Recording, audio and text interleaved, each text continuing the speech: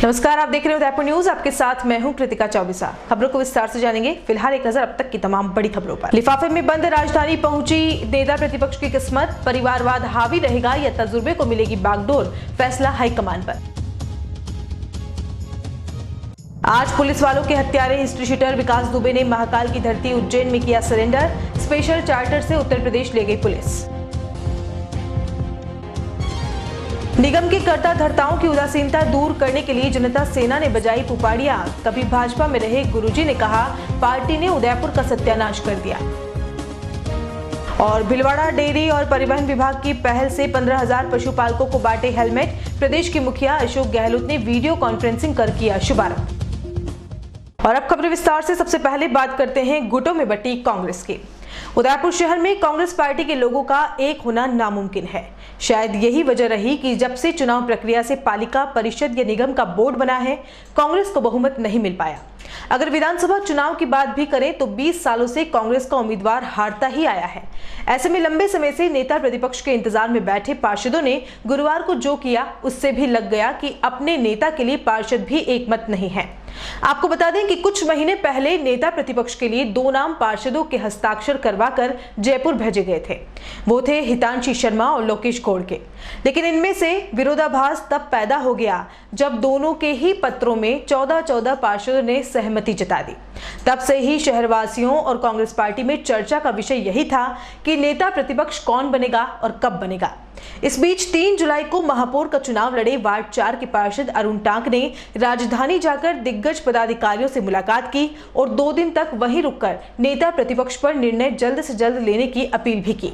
ऐसे में गुरुवार को पर्यवेक्षक राजेश चौधरी और प्रभारी शंकर यादव उदयपुर पहुंचे, जहां उनकी अगवानी पूर्व केंद्रीय सेवक डॉक्टर गिरिजा व्यास, शहर अध्यक्ष गोपाल कृष्ण शर्मा, पूर्व विधायक त्रिलोक पुरबिया, प्रदेश कांग्रेस कमेटी के प्रवक्ता पंकज शर्मा ने की। वैसे देहात जिलाध्यक्ष लाल सिंह झाला भी थोड़ी देर के लिए आए और चल दिए। वहीं रघुवीर मीणा, सज्जन देवी कटारा और विवेक कटारा यहां दिखाई नहीं दिए। पहले तो नेता प्रतिपक्ष का चयन करने आए पर्यवेक्षक और प्रभारी द्वारा आपसी सहमति बनाने की कोशिश की गई, जो नाकाम रही। बाद में एक-एक से रायशुमारी कर अपने पसंद के नेता प्रतिपक्ष का नाम लिखवाया गया। हालांकि इस प्रक्रिया से अधिकांश पार्षद सहज नहीं रहे, लेकिन आलाकमान के डर से सभी ने चुप्पी साधे रखी। आइए आपको सुनाते हैं दावेदार अरुण टांक ने क्या कुछ कहा और क्या वजह रही कि उन्होंने भी अपनी दावेदारी पेश की। दिनांक 3 और 4 को मेरा जयपुर जाना हुआ था। वहाँ मैंने एक प्रतिवेदन दिया माननीय मुख्यमंत्री महोदय, माननीय पायलट साहब और माननीय विधानसभा अध्यक्ष जी को, कि जो उदयपुर में लोगों के पार्षदों की विचारधारा है कि वो अपने अपने मतों से और अपने विचार से अभिभूत होकर ही अपना नेता प्रतिपक्ष चुनना चाहते हैं। उस पर इतनी अतिशीघ्र पर्यवेक्षक नियुक्त कर नेतृत्व ने हमें ये एक बहुत अच्छा मौका दिया, हमारी बात रखने का मौका दिया, जिसके तहत हम सब ने एक मत होकर तय किया कि हम 3 कैंडिडेट रहे, जिसमें एक महिला कैंडिडेट हितांशी शर्मा, दूसरे लोकेश जी गौड़ और मैं यहाँ महापौर चुनाव भी लड़ा और संगठन महामंत्री कई वर्षों से रहा, विभिन्न पदों पे 33-34 साल से एक्टिव मेंबर रहा। तो मैंने अपनी सीनियरिटी के हिसाब से नेता प्रतिपक्ष अपने साथी पार्षदों की दम पर लड़ा और अंदर जो प्रक्रिया थी वह निष्पक्ष प्रक्रिया थी, जिसका फैसला हाईकमान पे छोड़ दिया गया है। माननीय सचिन जी पायलट साहब और जो भी ऊपर के नेतृत्व हैं जो तय करेंगे वो हमें सबको मान्य होगा। दावेदारी कितने लोगों ने रखी है?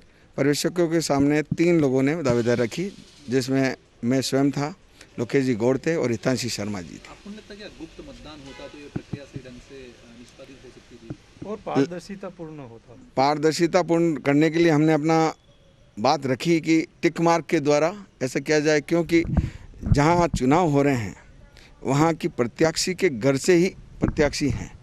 तो पूर्व अध्यक्ष भी रही हैं माननीय गिरिजा जी, मैंने उनसे आशीर्वाद लेकर चुनाव लड़ा। सुबह मैं उनके घर गया था कल और मैंने कहा कि मैं भी एक उम्मीदवार हूँ। तो उन्होंने आश्चर्य तो नहीं जताया, उन्होंने कहा होना चाहिए आपको। तो ये प्रक्रिया जो टेबल पे होती है उसमें हमारी बात रखने का उन्होंने हमारे को पूरा समय दिया, लेकिन वो प्रक्रिया अपना ही नहीं जा सकी। नेतृत्व ने जो कहा हमने स्वीकार किया, क्योंकि हम सब अनुशासनात्मक कार्यवाही जो नेतृत्व कहता है उसके साथ हो लेते हैं। तो जो उन्होंने कहा हमने मान लिया। तो इसमें हमारे को जो भी उन्होंने चिट्ठी पर लिखवाया और जो भी किया उससे उन्होंने, क्योंकि नेतृत्व के पास रहेगा तो गुप्त ही रहेगा और सही रहेगा। संतुष्ट कितना? संतुष्ट तो चुनाव लड़कर हूँ, क्योंकि कार्यकर्ता होकर चुनाव लड़ना, वो भी ऐसे नेता के घर से प्रतिनिधि होने के बाद, जहाँ लोगों को डर रहता है कि चुनाव लड़ना भी चाहिए या नहीं चाहिए। अब तो पर्यवेक्षक जी कह रहे हैं कि कोई हुआ ही नहीं चुनाव जैसा तो कुछ। पर्यवेक्षक जी सही बोल रहे हैं कि राय मशवरे का मामला था। उन्होंने कहा अपनी राय ली जा रही है, राय को उन्होंने खाली लेखनीबद्ध किया कि आप अपनी राय दे दीजिए।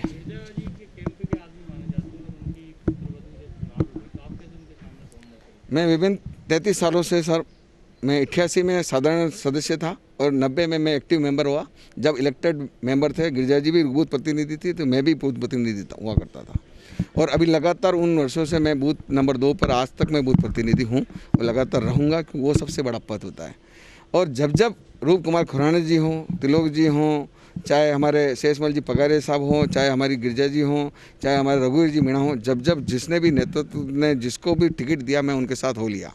इससे पूर्व यहाँ पर नेतृत्व हमारे रघुवीर सिंह जी मीणा साहब के पास था, तो मैं उनके साथ में साथी के रूप में, एक कार्यकर्ता के रूप में लगातार काम करता रहा है। आपने भी देखा होगा कई जगह समाचार। और नहीं लगता इस प्रक्रिया से नेता प्रतिपक्ष को थोप दिया जाएगा? प्रक्रियाएं मेरे लिए भी एक पहली बार है, और इससे पूर्व जो प्रक्रियाएं हुई हैं उससे लोग संतुष्ट हैं, तो मैं भी संतुष्ट होना वाजिब है। अगर मेरा अलग से मत होता तो लोगों को अटपटा लगता। हाँ, लेकिन मैंने अपनी बात रखी कि इसमें जहाँ तक हो गोपनीयता हो, जहाँ तक हो टिक मार्क से करें, तो लोगों को डर नहीं रहेगा। क्योंकि सबसे बड़ी नेता गिरिजा जी हैं, और गिरिजा जी और किसी के सामने आँख की शर्म होती है। और सिस्टम भी यही है कि अगर एसपी हैं और एसपी के मान लो ब्लड रिलेशन वाला कोई होता तो उसे एपीओ किया जाता है, उन्हें उसमें प्रक्रिया से बाहर कहा जाता है। तो ये मैंने कल पत्रिका के माध्यम से, मतलब प्रिंट मीडिया में एक अपना वक्तव्य भी दिया था कि लोकल लीडर्स और अध्यक्ष जी और ये जो भी हैं, ये नहीं रहकर खाली पर्यवेक्षक रहे, पीसीसी से जो चुनाव के लिए आए और उनके साथ में पार्षद महोदय रहें, और प्रक्रिया सुगमता से हो, जवाबदेही हो और पारदर्शी हो। तो सुना आपने अरुण टाक ने क्या कुछ कहा। वैसे चर्चाएं आम तो यह भी रही हैं कि कांग्रेस पार्टी एक परिवार में ही सिमट कर रह गई। पूर्व केंद्रीय सेवक डॉक्टर गिरिजा व्यास हाल ही विधानसभा चुनाव हारी हैं। उनके भाई गोपाल कृष्ण शर्मा शहर अध्यक्ष हैं। उनके परिवार से ही डॉक्टर विवेक शर्मा को हाल ही मेडिकल काउंसिल का सदस्य बनाया गया है। बीते दिनों जिस तरह से हितांशी शर्मा का कार्यालय खोला गया, जहां से ही शहर के विभिन्न मुद्दों पर चर्चाओं के लिए या बोर्ड बैठक से पहले कांग्रेस के पार्षदों की प्री बैठक होने का हवाला भी दिया गया था। वहीं उद्घाटन के दौरान यहां पर कांग्रेस के पार्षदों की मौजूदगी और डॉक्टर व्यास की सक्रियता से लग गया था कि वह अपनी भतीजा बहू को ही नेता प्रतिपक्ष बनाना चाहती है। ऐसे में दबे स्वरों में ही सही विरोध तो हुआ था। वैसे इस पूरे मामले में शहर अध्यक्ष गोपाल कृष्ण शर्मा ने कहा कि लोकतांत्रिक प्रक्रिया है, वे तो सिर्फ अध्यक्ष होने के नाते यहां आए हैं। वहीं नेता प्रतिपक्ष की प्रबल दावेदार हितांशी शर्मा ने भी अपनी बात रखते हुए कहा कि हाईकमान का फैसला सर्वमान्य होगा।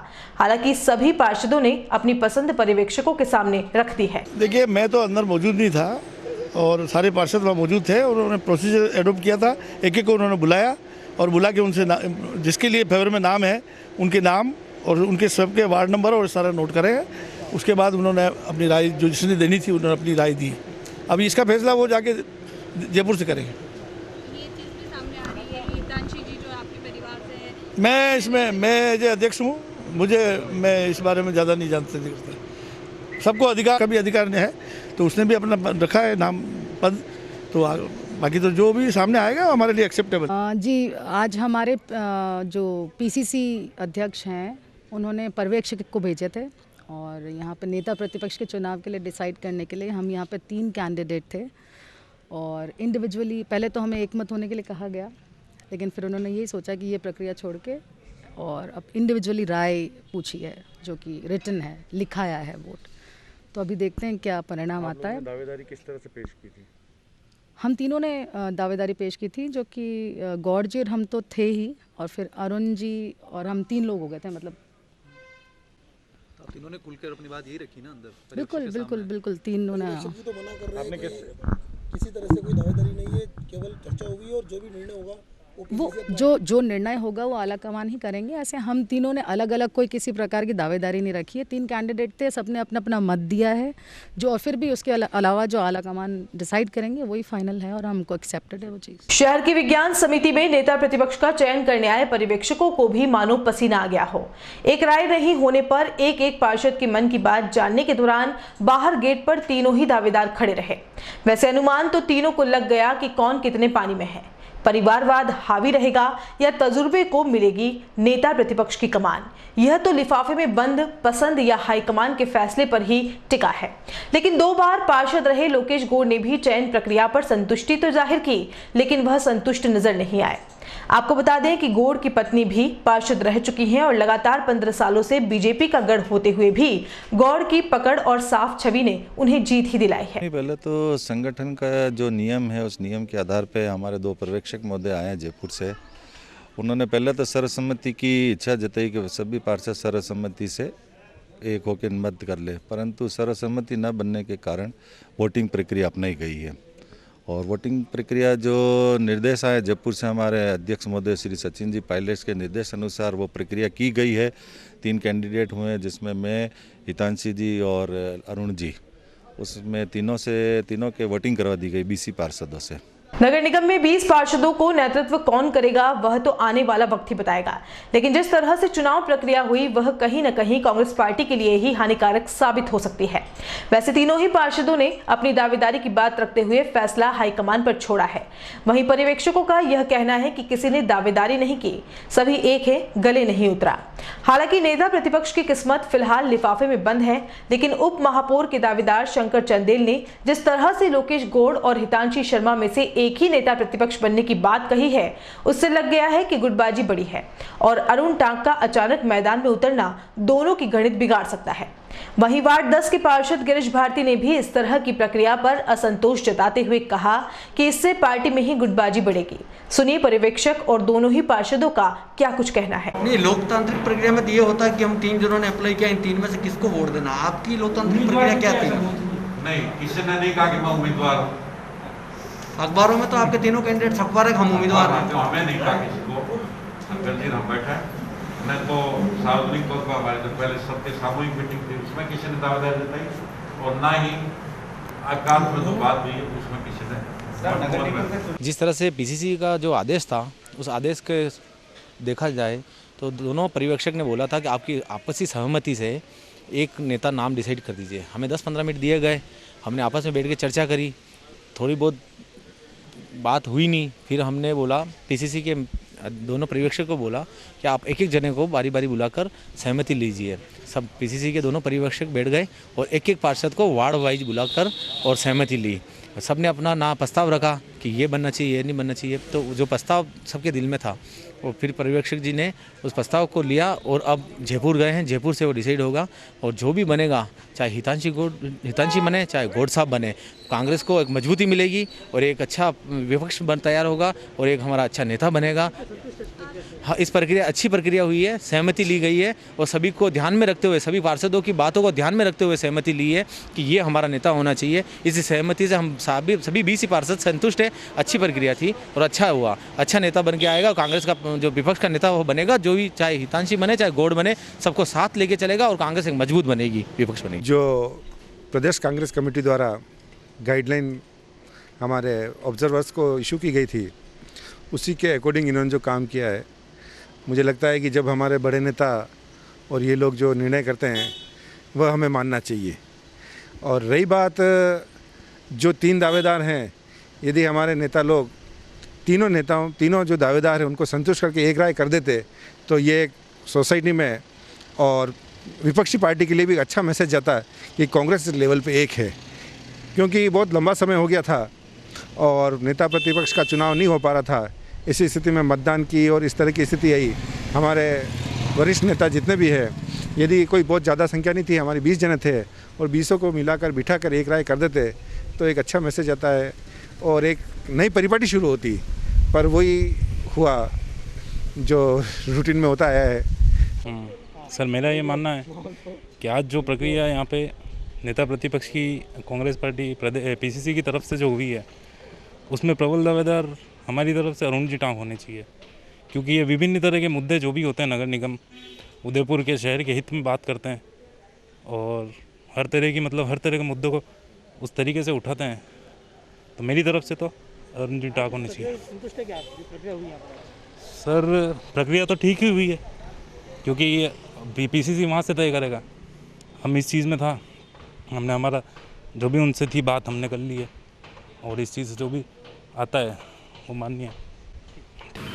उदयपुर नगर निगम के लिए नेता प्रतिपक्ष के चुनाव आज हो गए हैं। उदयपुर की विज्ञान समिति में PCC के मेंबर आए हैं यहाँ पर और जिलाध्यक्ष रहे हैं और कांग्रेस की 20 पार्षद की मौजूदगी रही। उसके बाद यहाँ एक बैठक आयोजित की। इस बैठक में PCC के पदाधिकारियों ने कहा कि आप सभी पार्षद लोग आपसी सहमति कर ले, उसके बाद इस प्रक्रिया को आगे बढ़ाते हैं। लेकिन जब सहमति नहीं बनी तो उसके बाद सभी पार्षदों को इंडिविजुअल एक एक करके अंदर बुलाया गया, जहाँ पर उनसे उन पर्ची पर सभी पार्षदों को अपने खुद के नाम, वार्ड का नंबर और जिस कैंडिडेट को वो चुनना चाह रहे हैं उसका नाम लिखा गया।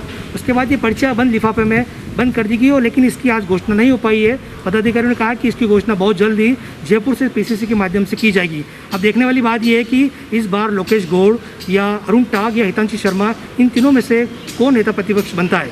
निशा राठौड़ के साथ कमल वसीटा, उदयपुर न्यूज़। शहर के महाकाल मंदिर में गुरुवार को उस समय माहौल गर्मा गया जब मंदिर परिसर में बने गणेश मंदिर का कुछ हिस्सा धराशायी कर दिया गया। इस दौरान अंबामाता पुलिस और अधिकारी भी मौके पर पहुंचे और मामला शांत करवाया गया।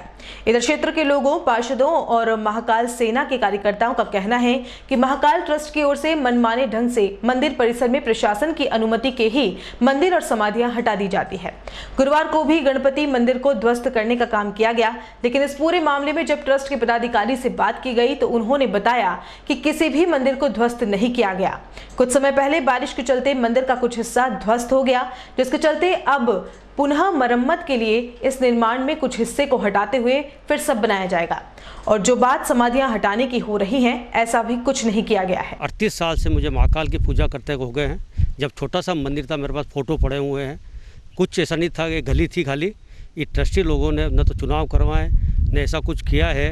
इन लोगों ने पहले प्रसादी के पैसे लगते थे। अभी मैं वैसा के प्रसादी करने आया था तो 11,000 रुपये मुझसे मांगे थे। 11,000 रुपये प्रसादी लगेंगे। महाकाल गार्डन के किराए देते हैं, 40,000 इसका किराया है, 50,000 उधर का किराया है। धंधा बढ़ा के रखा है और पुरानी जो ध्वस्त हैं चीज़ें ये तोड़ रहे हैं लोग ये, और किसी की बात नहीं मानते और चुनाव तक नहीं करा रहे हैं। आज क्या तोड़ा है? क्या हो? आज ये मंदिर तोड़ा, गणेश जी का मंदिर तोड़ा है। उन लोगों ने कल हमने FIR दर्ज कराई थी अम्बावा थाने में। अभी डिप्टी साहब आए थे, महेंद्र जी पारिक, शेख साहब आए थे, समझा के गए। शेख साहब ने भी उस लेडीज़ को डांटा अभी, कहा आपने अनुमति ली क्या नगर निगम से, कि नहीं ली साहब। तो क्यों नहीं ली? नगर निगम से अनुमति लेनी बहुत ज़रूरी है। उन लोगों को ये सब तोड़ फोड़ कर रहे हैं।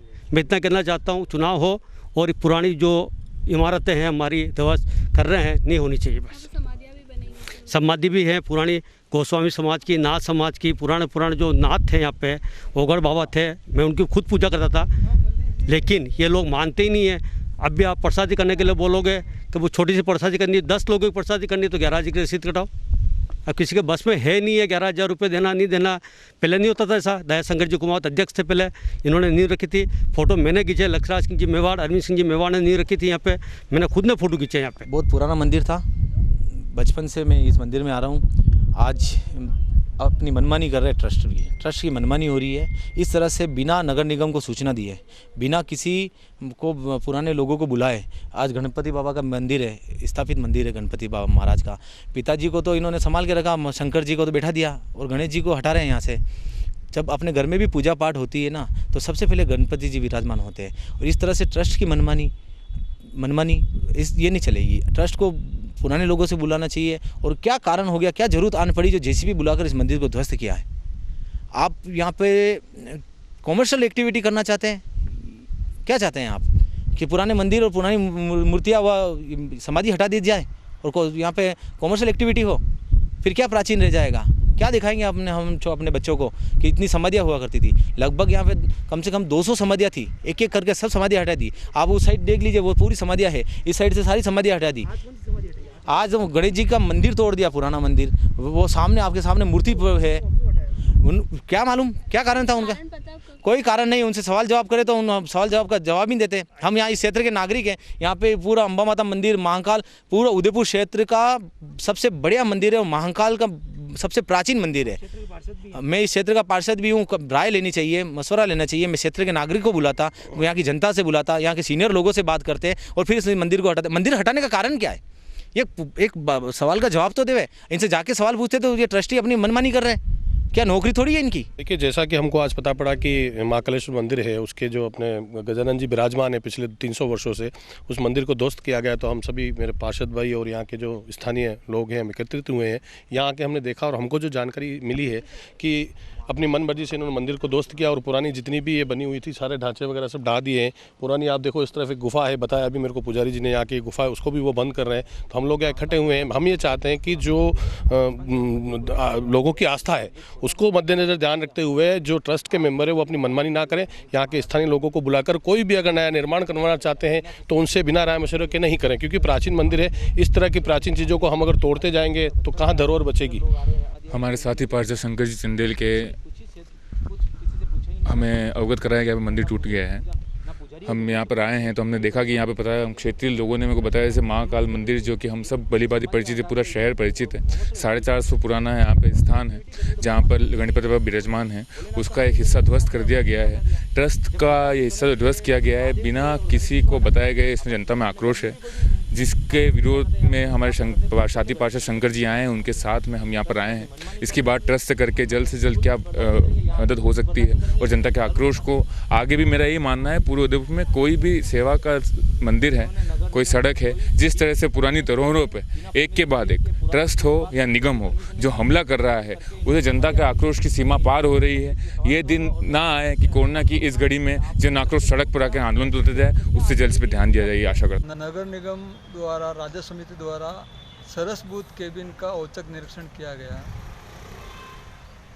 जहां पाया गया कि वह सरस दूध उत्पाद के अलावा बीड़ी, सिगरेट, तंबाकू एवं किराना के विभिन्न प्रकार के सामान, गोली, बिस्कुट बेचते हुए पाए गए एवं कई स्थानों पर मूल आवंटी की जगह अन्य लोग वहां पर व्यापार करते हुए पाए गए। साथ ही जिन दुकानों को हमने 6x6 की जगह दी है, कई स्थान पर उन्होंने डबल 6x12 और अन्य स्थानों पर भी उन्होंने बाहर अनेक प्रकार का कब्जा कर रखा है। कुछ लोग चाय और समोसा कचौरी बेचते हुए भी पाए गए हैं। इसकी एक रिपोर्ट बनाकर कमिश्नर साहब को प्रस्तुत की है। इन्हें 7 दिन का नोटिस देकर आगे की कार्रवाई करेंगे और कारण स्पष्टीकरण पूछेंगे। हमने जिन नियमों के अंतर्गत उनको केबिन दिया है, उन्हीं नियमों के अंतर्गत केबिन चलाएं। मैं अभी महाकाल मंदिर में आया हूँ। उदयपुर के मंदिर जो बना हुआ है महाकाल, यहाँ पुराने जो समाधियाँ वगैरह जो बनी हुई है, मंदिर जो बने हुए हैं, इसको तोड़ा जा रहा है।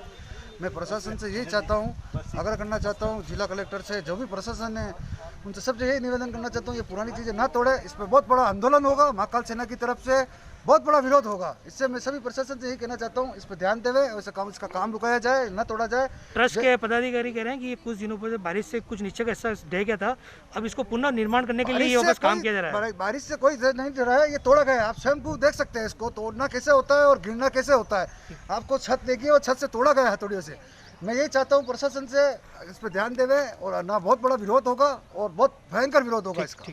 मैं अभी महाकाल मंदिर में आया हूँ। उदयपुर के मंदिर जो बना हुआ है महाकाल, यहाँ पुराने जो समाधियाँ वगैरह जो बनी हुई है, मंदिर जो बने हुए हैं, इसको तोड़ा जा रहा है।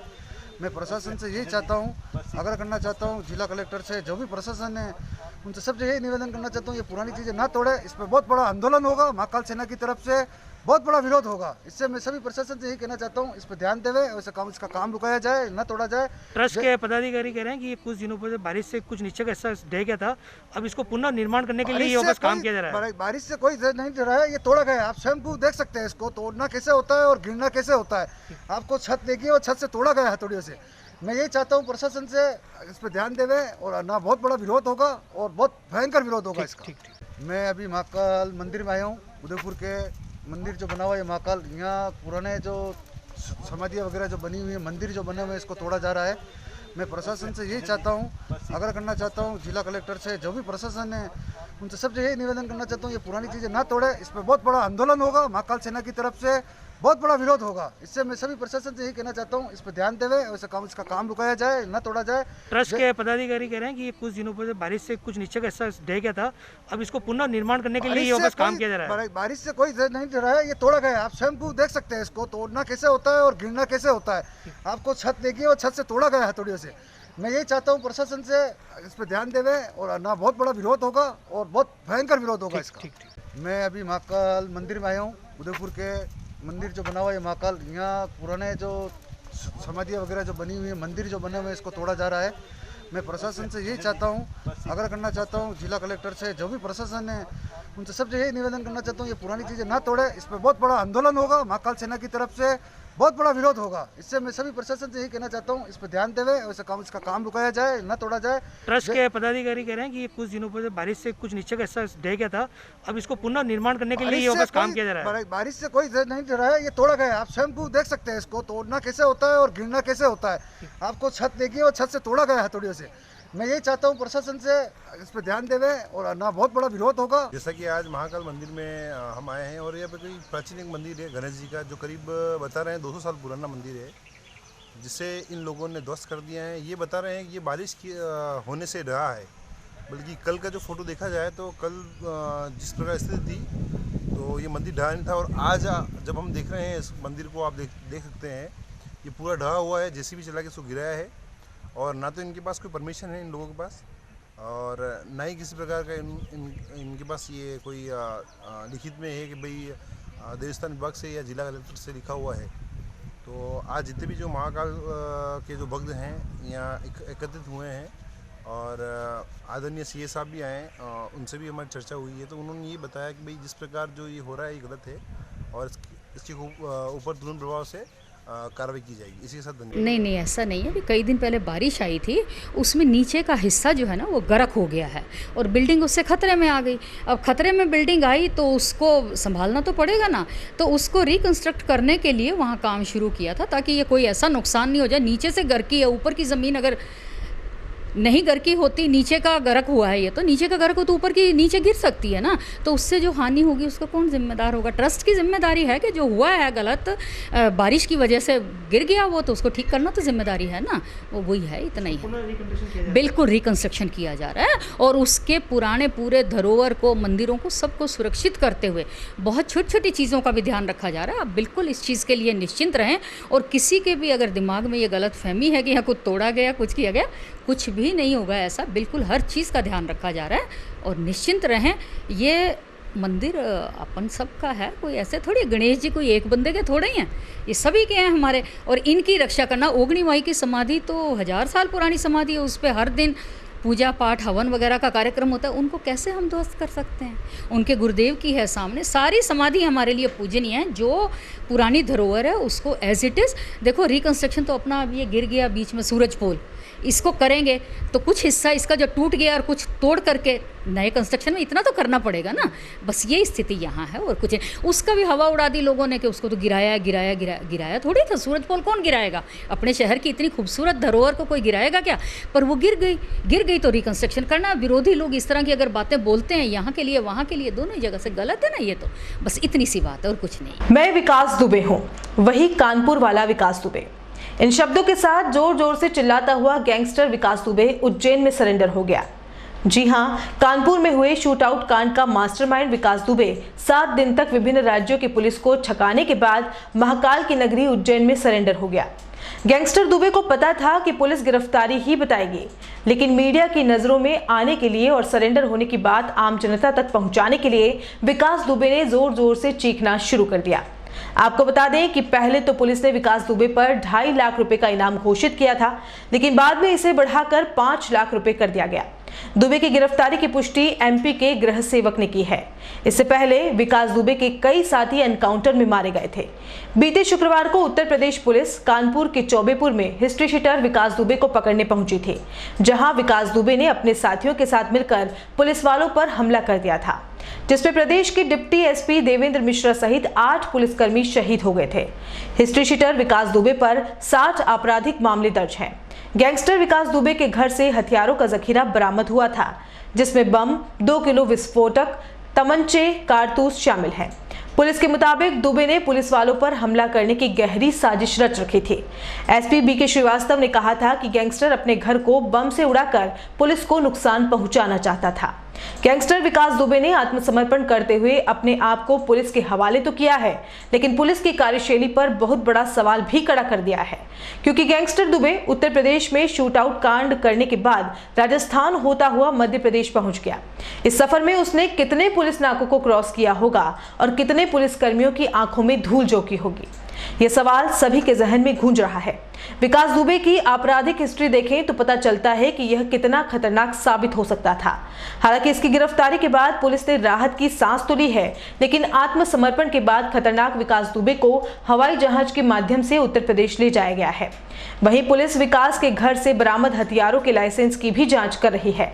पुलिस के मुताबिक विकास हथियारों का लाइसेंस किसी दूसरे शख्स के नाम पर लेता था और उसका खुद इस्तेमाल किया करता था। विकास दुबे कानपुर वाला, विकास दुबे कानपुर वाला। हवाई नहीं यार, गाड़ी नहीं। अरे यहाँ अंदर ले लो यार, शर्मा जी वहाँ मरवाओगे।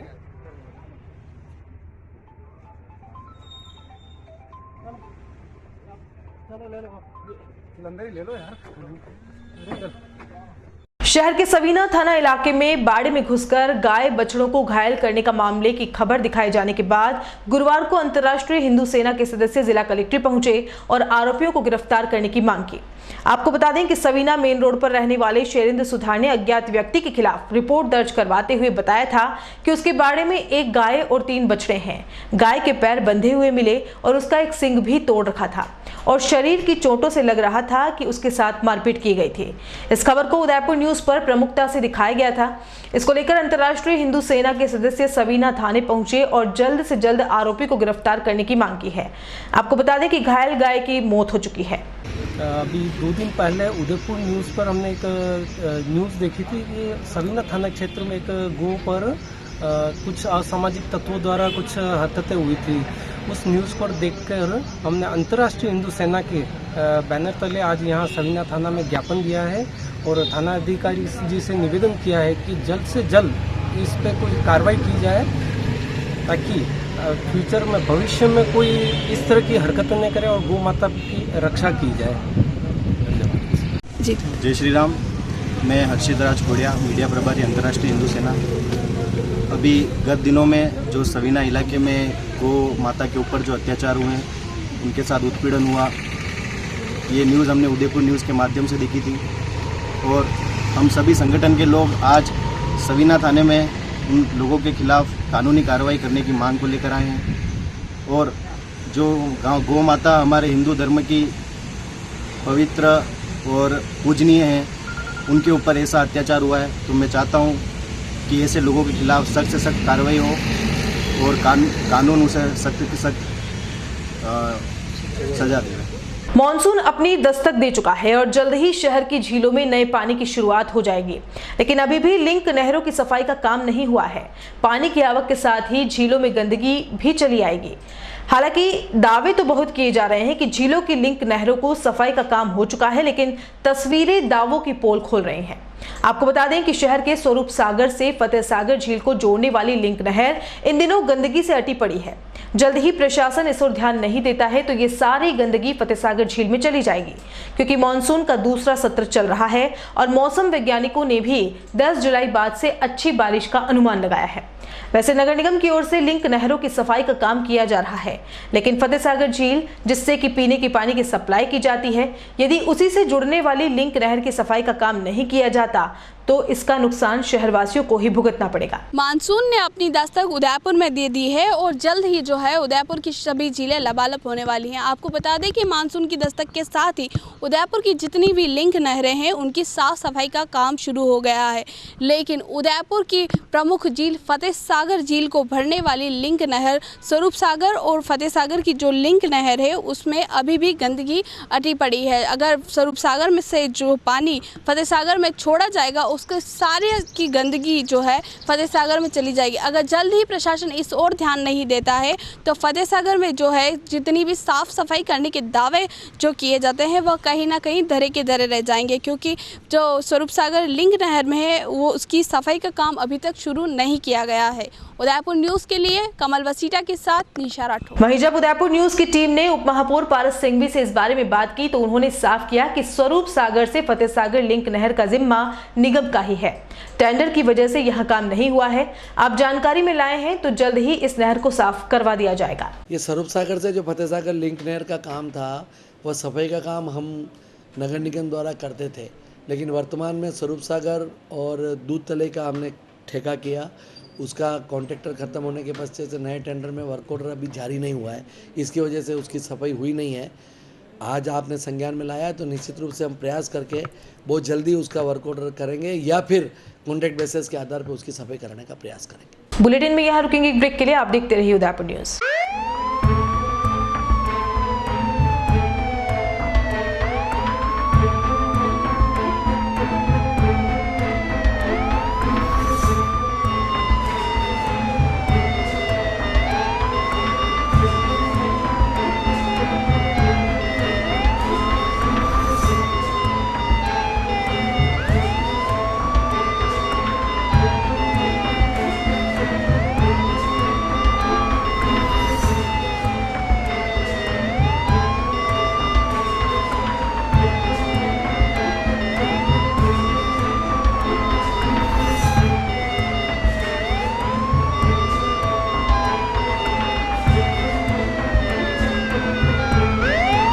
आखिर क्यों जाए अहमदाबाद, देखना ना भूलें उदयपुर न्यूज़ का खास कार्यक्रम 11 जुलाई को सुबह 11 बजे। रॉयल मोटर्स कंपनी पिछले 35 वर्षों से आपकी सेवा में।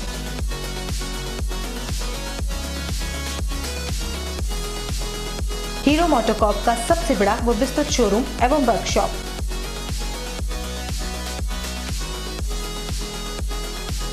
जहां आपकी टू व्हीलर्स गाड़ी को मिलेंगी विश्व स्तरीय सर्विस एवं जनरल पार्ट्स की सुविधा।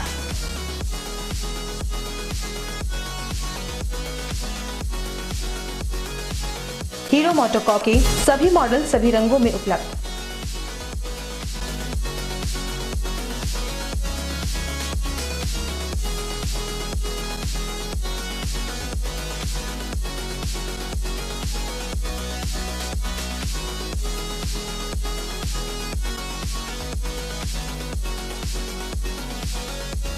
बुकिंग का लाभ उठाएं।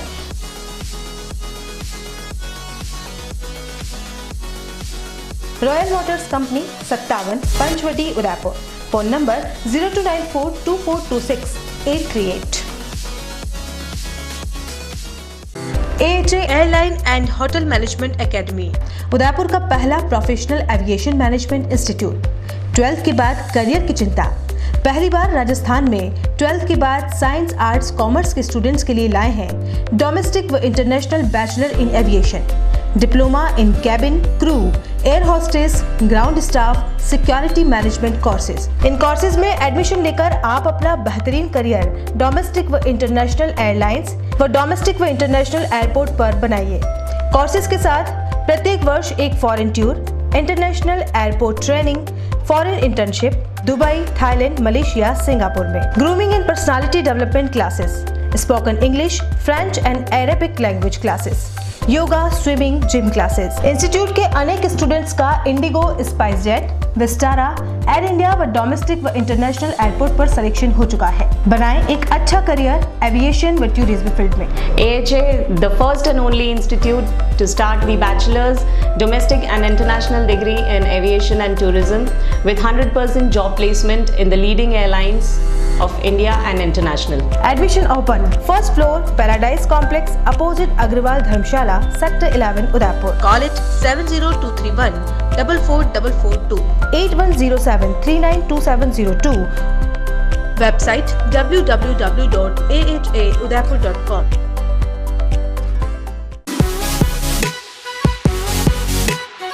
शहर के बीचों बीच बसा सिद्धि विनायक हॉस्पिटल।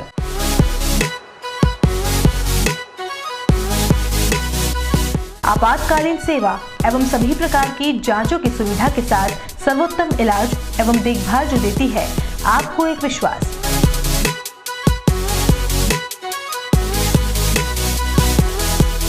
सभी प्रकार के ऑपरेशन, अत्याधुनिक मशीन से लैस, आईसीयू की सुविधा उपलब्ध।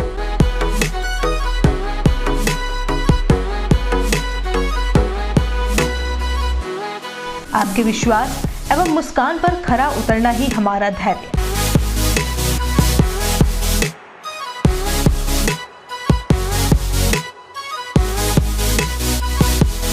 Siddhivinayak hospital, main road, sector 6, हिरन मगरी, Udaipur. Call it 9660 733 167।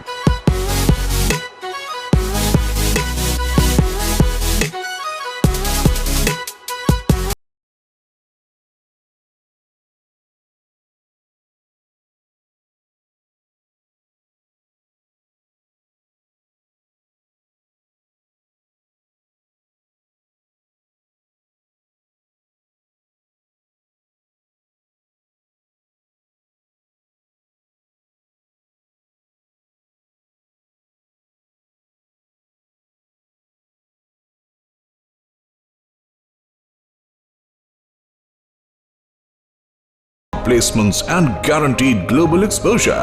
International exposure of paid internship in Thailand, Malaysia, Mauritius, Singapore and Canada. Ample opportunities, recession-free and ever-growing career industry. It's the first institute of Udaipur which provides international hospitality courses and is affiliated to Pathum Thani University of Thailand. So join Udaipur Institute of Hotel Management. Break के बाद आपका स्वागत है।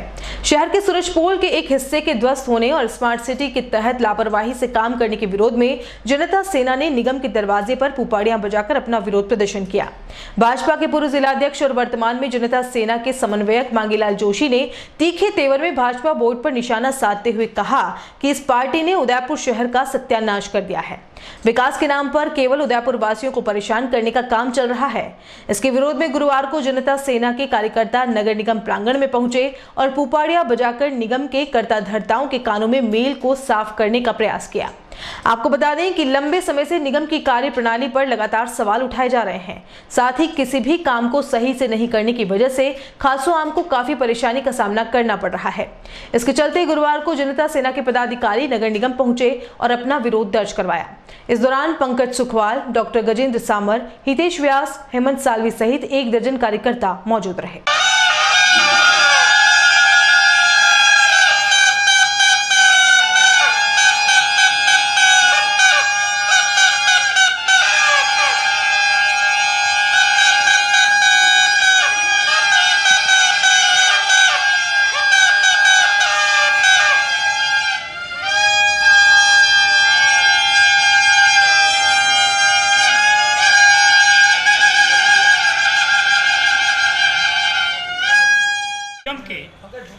जिस प्रकार की निष्क्रियता है और लगता है कि भारतीय जनता पार्टी के इस बोर्ड ने और चंद्र सिंह के दोनों बोर्ड ने उदयपुर का सत्यानाश करने का तय कर लिया है।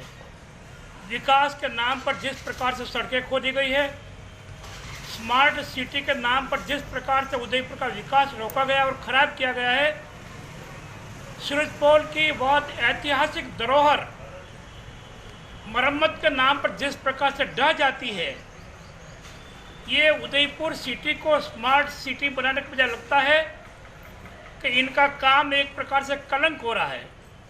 अतिक्रमण का मुद्दा हो, चाहे नगर निगम की सड़कों का मामला हो, स्मार्ट सिटी का मामला हो, और यहाँ तक कि आवारा पशु जिस प्रकार से सड़कों पे घूमते हैं, कुल मिलाकर के नगर निगम का यह बोर्ड तो नाकारा हुआ ही है। और ऐसा लगता है कि उदयपुर विधायक चुनाव जीतने के बाद इस कोरोना के नाम पर, जहां पर जनता की समस्याओं की जानकारी लेना चाहिए, जनरल हॉस्पिटल में जाकर के वहाँ की स्थिति और जो वहाँ की दुर्दशा है, रोगियों की स्थिति है, उसकी जानकारी लेनी चाहिए। पर साहब आराम करें, जयपुर विराज करके कांग्रेस सरकार भी लूटने में लगी है। डेवलपमेंट के नाम पर नगर निगम हो, राजस्थान की सरकार हो, और यहाँ तक कि जो केंद्र का पैसा आ रहा है उसका दुरुपयोग हो रहा है। पर कांग्रेस और भारतीय जनता पार्टी दोनों ने जिस प्रकार से मौन धारण किया है, लगता है कि चोर चोर मोसर है भाई। और इसीलिए हमने बीन बजा करके जनता का ध्यान आकर्षित किया है और प्रशासन को जगाने का प्रयास किया है। अगली बार अगर मान लो इनकी नींद नहीं उड़ी तो हम ढोल नगाड़ों के साथ में नगर निगम में यहाँ पर वापस अगला कार्यक्रम लेंगे। कुल मिलाकर के जनता की सुध लेने वाला न कांग्रेस है न भारतीय जनता पार्टी है, और इस नाते जनता से न पहली बार यहाँ पर इस प्रकार का कार्यक्रम ले रही है। इसीलिए यही उद्देश्य है और यह कार्यक्रम रखा गया है। राजसमंद जिले की धर्मनगरी नाथद्वारा में विधानसभा अध्यक्ष डॉक्टर सीपी जोशी और ऊर्जा एवं सांस्कृतिक सेवक डॉक्टर बीडी कल्ला ने गुरुवार को वीडियो कॉन्फ्रेंसिंग के जरिए 54.5 करोड़ की विकास योजना का शुभारंभ किया। इसके तहत नाथद्वारा कस्बे के नगर की विद्युत लाइनों को भूमिगत करने, स्ट्रीट लाइट्स का नवीनीकरण करने, सीसीटीवी कैमरों के साथ सर्विलांस सिस्टम लगाने और नियंत्रण कक्ष की स्थापना करने संबंधित कार्यों की योजना का शिलान्यास किया गया। विधानसभा अध्यक्ष डॉक्टर सीपी जोशी ने राजस्थान से नाथद्वारा में इन योजनाओं का शिलान्यास करते हुए कहा कि हमने ये योजनाएं नगर को आधुनिक बनाने व विकास को ध्यान में रखते हुए बनाई हैं। इससे नगर को सुव्यवस्थित बनाने में सहायता मिलेगी। जोशी ने कहा कि राज्य सरकार व सूबे के मुखिया अशोक गहलोत की मंशा है कि राज्य के हर क्षेत्र का सुव्यवस्थित व संतुलित विकास हो। इसके साथ ही उन्होंने कहा कि नाथद्वारा का विधायक होने के नाते आमजन के लिए अधिक से अधिक योजनाओं का क्रियान्वयन कराकर लाभान्वित करने के लिए प्रयासरत रहूंगा, जिससे कि हमारा क्षेत्र आधुनिक बन सके। इतना ही नहीं, जोशी ने यह भी कहा कि इसके लिए धन की कोई कमी नहीं रहेगी। इस अवसर पर ऊर्जा सेवक डॉक्टर बीडी कल्ला ने वीडियो कॉन्फ्रेंसिंग के माध्यम से कार्यक्रम को संबोधित करते हुए कहा कि राज्य सरकार व मुख्य सेवक के निर्देशन में हम विकास के लिए प्रतिबद्ध हैं, जिससे कि आमजन को विकास कार्यों का लाभ मिल सकेगा। उन्होंने कहा कि यह जिले में अब तक का सबसे बड़ी योजना है जो नाथद्वारा के लिए विद्युत केबल को भूमिगत किया जाएगा। उन्होंने कहा कि प्रभु श्रीनाथ जी की नगरी नाथद्वारा में खुली विद्युत लाइनों को भूमिगत कर स्ट्रीट लाइटों का नवीनीकरण, सुरक्षा हेतु सीसीटीवी कैमरों के साथ सर्विलांस सिस्टम में नियंत्रण कक्ष स्थापित किए जाएंगे। उन्होंने कहा कि नाथद्वारा में यह कार्य विधानसभा अध्यक्ष डॉक्टर जोशी की प्रेरणा व निर्देशन में किया गया है। नाथद्वारा के वल्लभ विलास में आयोजित वीडियो कॉन्फ्रेंसिंग कार्यक्रम में जिला कलेक्टर अरविंद कुमार पोसवाल ने कार्यक्रम में संबोधित करते हुए कहा कि यह जिले की सबसे बड़ी योजना है, इससे नगर का विकास होगा। उन्होंने कहा कि इस योजना में 9 फेज होंगे जिसमें यह योजना पूरी होगी। उन्होंने कहा कि जहां भी कार्य प्रारंभ होगा इसकी पूर्व सूचना स्थानीय एरिया में दी जाएगी। इस दौरान आमजन को किसी प्रकार की समस्या न हो, ये ध्यान रखा जाएगा। उन्होंने यह भी कहा कि योजना शहर के विकास, सौंदर्यीकरण और सुव्यवस्थित करने में मददगार साबित होगी। इस अवसर पर नगरपालिका अध्यक्ष मनीष राठी, उपाध्यक्ष श्यामलाल गुर्जर, समाज सेवी देवकीनंदन गुर्जर ने भी समारोह को संबोधित किया। एक साथ 15,000 हेलमेट वितरित कर भिलवाड़ा डेयरी और जिला परिवहन विभाग ने नागरिकों को सुरक्षा का एक रिकॉर्ड और अनूठा उदाहरण पेश किया है। भिलवाड़ा में गुरुवार को वीडियो कॉन्फ्रेंसिंग के द्वारा मुख्य सेवक अशोक गहलोत ने इस अभिनव कार्यक्रम की शुरुआत की। भिलवाड़ा डेयरी, आरसीडीएफ और परिवहन विभाग के सम्मिलित कार्यक्रम में 15,000 दुग्ध उत्पादकों को 80 लाख रुपए की लागत के ब्रांडेड कंपनी के हेलमेट वितरित किए गए। डेयरी चेयरमैन रामलाल जाट ने कहा कि हमारे द्वारा आयोजित महाचिकित्सा शिविर में सूबे के मुखिया अशोक गहलोत ने सीख दी कि सामाजिक सरोकार ही सबसे बड़ा परोपकार है। इसके कारण हमने दुग्ध उत्पादकों को हेलमेट वितरण का कार्य लिया था। इसकी शुरुआत गहलोत ने हुरडा और आसिंद तहसील के सचिवों को हेलमेट पहना कर की। इसके बाद हमने यहां पर सांसद, विधायक और अधिकारियों के साथ 20 दूध उत्पादकों को हेलमेट दिए हैं। जिला परिवहन अधिकारी डॉक्टर वीरेंद्र सिंह ने कहा कि आपड़ो गांव आपड़ो माथो, मेरा गांव मेरी पहल के तहत देश भर में पहली बार भिलवाड़ा सरस दुग्ध उत्पादन संघ के साथ मिलकर हमने दुग्ध उत्पादकों को 15,000 हेलमेट वितरित किए हैं। इसके लिए आधे रुपए दुग्ध उत्पादक और आधे रुपए सरस डेयरी व राजस्थान सड़क सुरक्षा सोसाइटी की ओर से दिए गए हैं। इससे पूर्व सभी को सड़क सुरक्षा नियमों के बारे में प्रशिक्षण भी दिया गया। वहीं पुलिस अधीक्षक प्रीति चंद्रा ने कहा कि भिलवाड़ा में भी हेलमेट लागू कर दिया है और यह अब निरंतर लागू रहेगा। हमारा उद्देश्य सड़क हादसों में मृत्यु दर का प्रतिशत कम करना है।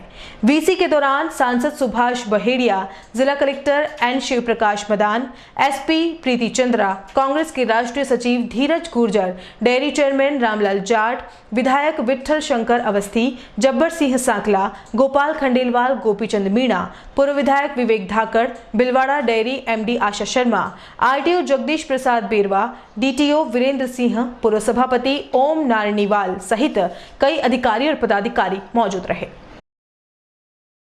3 नवंबर से 9 नवंबर को जो हमने बहुत बड़ा हेल्थ कैंप किया, उस समय उन्होंने एक सीख दी थी कि सामाजिक सरोकार में, राजनीति में तो आप आते हो, सामाजिक सरोकार के कोई काम करो तो उसमें आपको ज़्यादा एक पुण्य का काम भी मिलेगा और एक स्वस्थ राजनीति की नींव भी रखी जाएगी जिसमें अच्छा काम होगा। महात्मा गांधी जी की ये सोच थी, ये चीज़ मुख्यमंत्री जी ने बताई। इस समय हमने उनसे कहलवाया कि भीलवाड़ा दूध संघ और हमारे यहाँ DTO वीरेंद्र सिंह जी, उनकी सोसाइटी है, उनके माध्यम से मिलकर हमने भीलवाड़ा दूध डेयरी से 10,000 हेलमेट देने की एक पहल की। लेकिन जब हमने रजिस्ट्रेशन शुरू किया विलेज वाइज गांव में, तो हमारे संचालक मंडल में निर्णय हुआ तो वहाँ हमारे 15,000 रजिस्ट्रेशन हो गए। यानी लोगों में चाहत थी। तो स्टील बर्ड कंपनी जो भारत सरकार के माध्यम से हमने उनसे चर्चा की, जो कंपनी ISO मार्का जो मिला हुआ भारत सरकार से, उन्होंने हमें कुछ रिबेट दी। कुछ किसान से हमने लिया, पशुपालकों से, कुछ वहाँ की विलेज लेवल की सोसाइटी उससे लिया, कुछ भीलवाड़ा दूध संघ ने इसमें अपना फाइनेंशियल पैसे का योगदान दिया। आज उसी के तहत मुख्यमंत्री जी ने प्रतीक के रूप में हमारे हुडा तहसील का एक सुरास के सचिव भाई भंवर जी और आसींद में हमारे नानूराम जी कुमाऊत प्रतापपुरा सोसाइटी के 2 लोगों को वहाँ, किसानों को वहाँ भेजा गया, जिनको हेलमेट प्रतीक के रूप में मुख्यमंत्री जी ने वहाँ शुरुआत की। और यहाँ के सभी जनप्रतिनिधि ने मिलकर, कलेक्टर, SP और परिवहन विभाग के अधिकारियों ने, यहाँ के हम जो 20-22 जो लोग थे, सोशल डिस्टेंस की पालना करते हुए उन लोगों को हेलमेट दिए। बाकी सब लोगों को हमने गांव वाइज पहुंचा दिया जाएंगे। हमारा RP रिसोर्स पर्सन है और हमारे डेयरी के रूट के प्रभारी हैं अधिकारी, उनके मार्फत वहाँ जो रजिस्टर्ड है ऑलरेडी हमने मोटरसाइकिल नंबर वाइज, उनके टेलीफोन नंबर वाइज सारा 4 महीने पहले रजिस्टर्ड कर रखा है। अपनो गांव अपनो माथो, मेरा गांव मेरी पहल और स्वच्छ, स्वस्थ और सुरक्षित भीलवाड़ा की थीम पर हमने ये कार्यक्रम डेयरी के साथ जो है किया। और डेयरी में पूरे ज़िले में 15,000 लोगों को जो है पहले सड़क सुरक्षा का प्रशिक्षण अलग अलग माध्यम से दिया। डेयरी की आम सभा में, करेड़ा कैंप के दौरान और अलग अलग तहसीलों में जो कार्यक्रम परिवहन और राजस्थान सड़क सुरक्षा सोसाइटी के, तो ये हेलमेट जो है स्टील बर्ड और राजस्थान सड़क सुरक्षा सोसाइटी के बीच में एक MOU है कि जो लोग 2 घंटे का प्रशिक्षण लेंगे उन्हें उसकी MRP से आधी कॉस्ट में हेलमेट मिलेगा। और डेयरी में बहुत बढ़िया रुचि दिखाई और वहाँ पर जो है उन्होंने जो है कुछ राशि उन्होंने बियर करी और बाकी राशि कुछ जो दुग्ध उत्पादकों ने बियर की। इस तरह से उनको रियायती दर पर हेलमेट मिला। लेकिन उससे पहले उन्हें सड़क सुरक्षा अग्रदूत घोषित किया। 1100 रुपये की कॉस्ट का जो हेलमेट है उसमें आधे पैसे तो जो लोग प्रशिक्षण लेते हैं उन्हें आधी कीमत में स्टील बर्ड और राजस्थान सड़क सुरक्षा सोसाइटी के बीच MOU के तहत प्रोवाइड किए हैं। उसके बाद कुछ राशि उन्होंने डेयरी की तरफ से और बाकी दुग्ध की जो संस्थाएं होती हैं उन्होंने मिलके करें, तो उससे उन्होंने पैसा जमा करा। इस तरह का देश और राजस्थान में इस तरह का इतने मास लेवल पे हेलमेट वितरण का ये पहला कार्यक्रम, क्योंकि मैं पूरे देश भर में घुमा हुआ हूँ, भारत सरकार में भी मैं तकनीकी सलाहकार रहा हूँ। ये देश का पहला ऐसा कार्यक्रम है जिसमें एक साथ 15,000 लोगों ने हेलमेट के प्रति रुचि और उसको प्रिय चीज़ मानते हैं और अनिवार्यता और अग्रदूत के रूप में दूसरे लोगों को भी जागरूक करने के संकल्प लेते हुए, क्योंकि इनको आपने देखा होगा एक शपथ पत्र दिया है, प्रशिक्षण प्रमाण पत्र भी दिया है और एक ब्रोशर भी दिया है, पॉकेट बुक भी दी गई। और सबसे पहली चीज़ जो गाँव में जो साफा पहनते हैं उनके लिए भी इसमें लिखा गया कि जब वो मोटरसाइकिल पर चलें, जब साफे को डिक्की में अच्छी बोल के साथ रख लें, हेलमेट का उपयोग करें और जब जैसे ही उतरें तो वापिस साफा पहन लें, जिससे परंपरा और सुरक्षा दोनों का भाव रहेगा। ये भीलवाड़ा दुग्ध डेयरी संचालन समिति की तरफ से 15,000 हेलमेट वितरण का कार्यक्रम किया गया, जिसमें माननीय मुख्यमंत्री महोदय के द्वारा इस का शुभारंभ किया गया। और माननीय मुख्यमंत्री महोदय ने यही मैसेज दिया है कि हेलमेट अनिवार्य रूप से हर आदमी को पहनना है, क्योंकि सरकार का स्पष्ट निर्देश इसमें है कि हमें राजस्थान में प्रतिवर्ष एक्सीडेंट से होने वाली मौतों की संख्या में 50% की कमी हर सूरत में लानी है। और ये 50% की कमी हम लाने में सफल तभी रहेंगे जब हर आदमी की सुरक्षा करना हमारा ध्येय होगा। और हर आदमी की सुरक्षा तब होगी जब वो जो चला रहा है व्हीकल, जिस पर वो सड़क पर जा रहा है, वहाँ सावधानी से जाए, एक्सीडेंट से बचे, हेलमेट पहने, ट्रैफिक रूल्स का पालन करे। तो ये माननीय मुख्यमंत्री महोदय के यही निर्देश हैं। हमने भी अभी कल से यह अभियान चलाया है और माननीय मुख्यमंत्री महोदय के निर्देशों के बाद अभियान को और भी सख्ती से और मजबूती से चलाएंगे। नहीं, ये अभियान नहीं है इस बार जो हम कर रहे हैं ये हमेशा रहेगा, क्योंकि हमारा पर्पज़ है एक एक आदमी हेलमेट पहनने की आदत डालने। और चलते चलते एक नजर अब तक की हेडलाइंस पर। लिफाफे में बंद राजधानी पहुंची नेता प्रतिपक्ष की किस्मत, परिवारवाद हावी रहेगा या तजुर्बे को मिलेगी बागडोर, फैसला हाईकमान पर। आज पुलिस वालों के हत्यारे हिस्ट्री शीटर विकास दुबे ने महाकाल की धरती उज्जैन में किया सरेंडर, स्पेशल चार्टर से उत्तर प्रदेश ले गई पुलिस। निगम की कर्ता धर्ताओं की उदासीनता दूर करने के लिए जनता सेना ने बजाई पुपाड़ियां, तभी भाजपा में रहे गुरुजी ने कहा पार्टी ने उदयपुर का सत्यानाश कर दिया।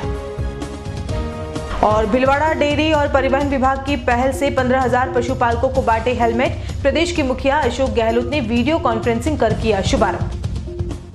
उदयपुर न्यूज के इस बुलेटिन में फिलहाल इतना ही। शहर की तमाम हलचल से आपको आगे भी रूबरू करवाते रहेंगे। फिलहाल इजाजत दीजिए कृतिका चौबीसा को और खबरों के लिए देखते रहिए उदयपुर न्यूज। नमस्कार।